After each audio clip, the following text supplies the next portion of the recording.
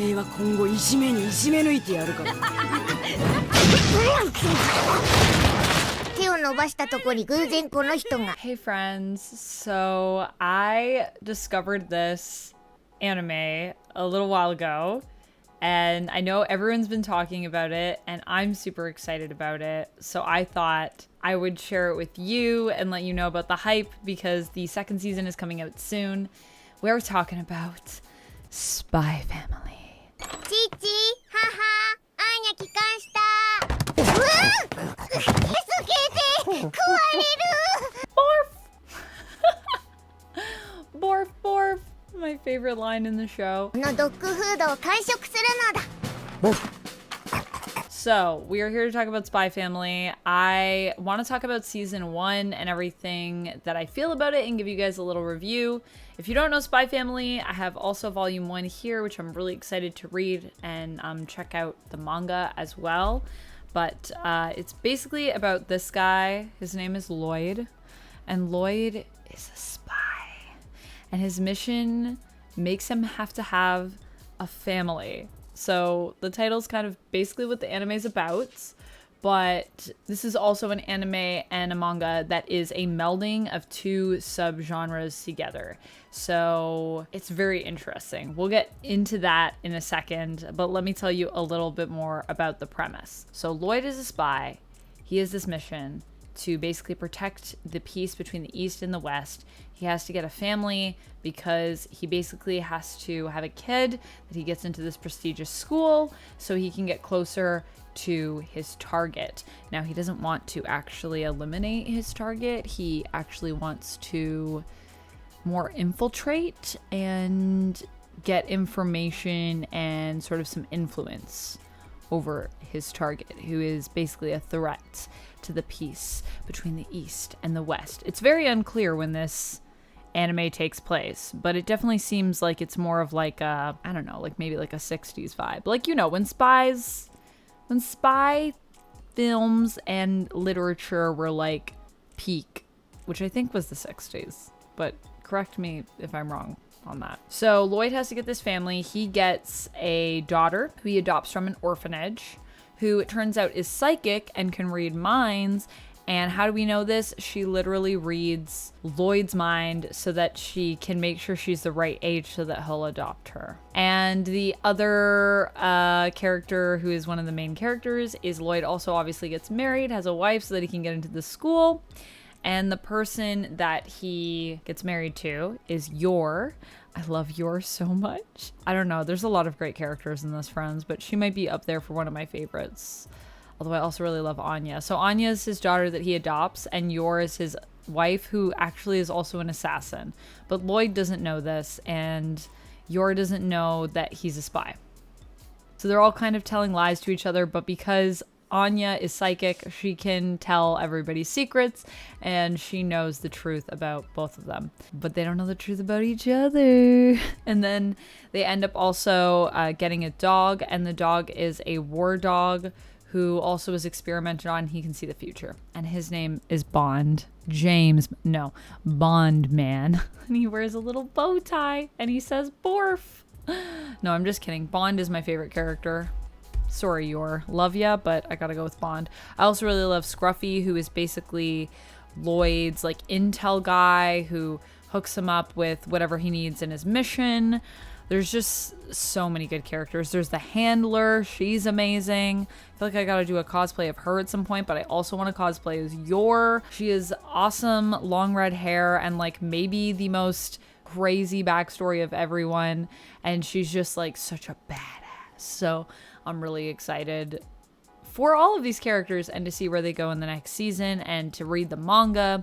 But really, I just want to come here to tell you about what is so great about Spy Family and why I think this is a must-watch anime. And I mean, I think it speaks volumes as well that Spy Family, apparently the first volume, this is like one of the best-selling first volumes, like maybe ever. I know it's still selling. It just like volume 1 sells out and sells out and sells out and sells out and sells out forever. So that's a good sign because it means everybody just keeps jumping into it, which is great. アーニャンチ、そうだ。テレビつけてもいいぞ。アーニャこれ好き。よりによって。So first things first, I kind of touched on this. Basically, we're talking about the stuff that I think makes Spy Family really interesting and really amazing. And my number one is probably just the blend of these two genres. So as the name implies, it is, I feel like I'm putting my hand on this book like I'm about to like pledge something or like swear. I swear to tell the truth about Spy Family and nothing but the truth. So help me, anime. So Spy Family is a combination of a spy sort of thriller genre mixed with a slice of life family genre. It is really funny, really intense, and really wholesome if I had to sum it up in sort of 3 words. That's what it is.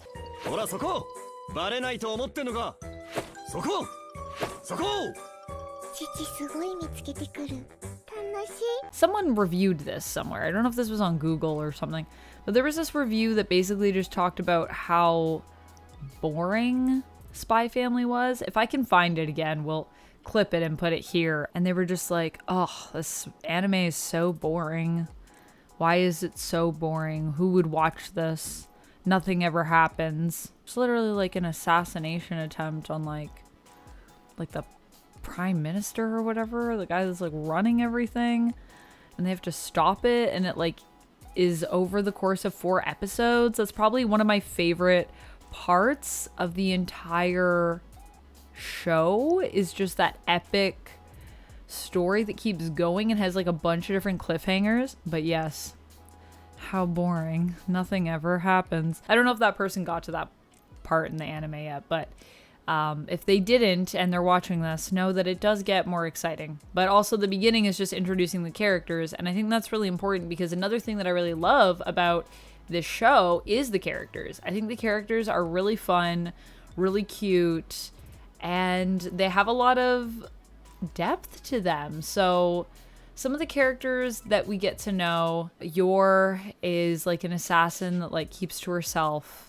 And her whole life, she's basically like distanced herself from other people because she just loves her job. She's known as the Princess of Thorns, or the Thorn Princess. And she is a deadly. Also, just for, in case you're wondering which version I'm watching, I am watching the sub, not the dub.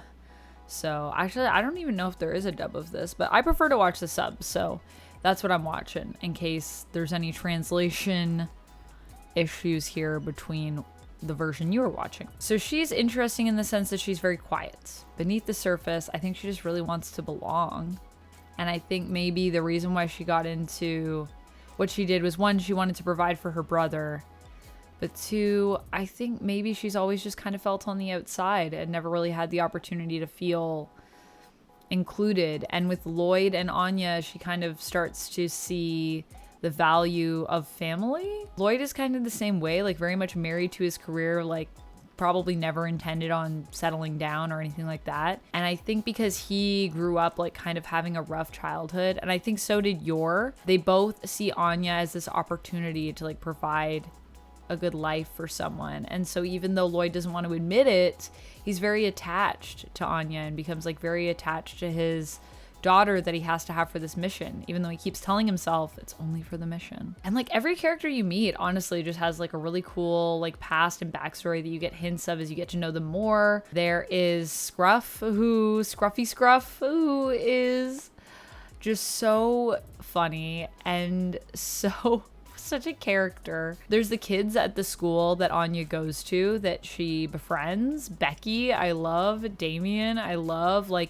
even just the school is so rich. There is her, like, homeroom teacher, I guess, who wants to help her because he sees her as being super elegant, and he thinks her and her family, like, deserve the best because they're very elegant.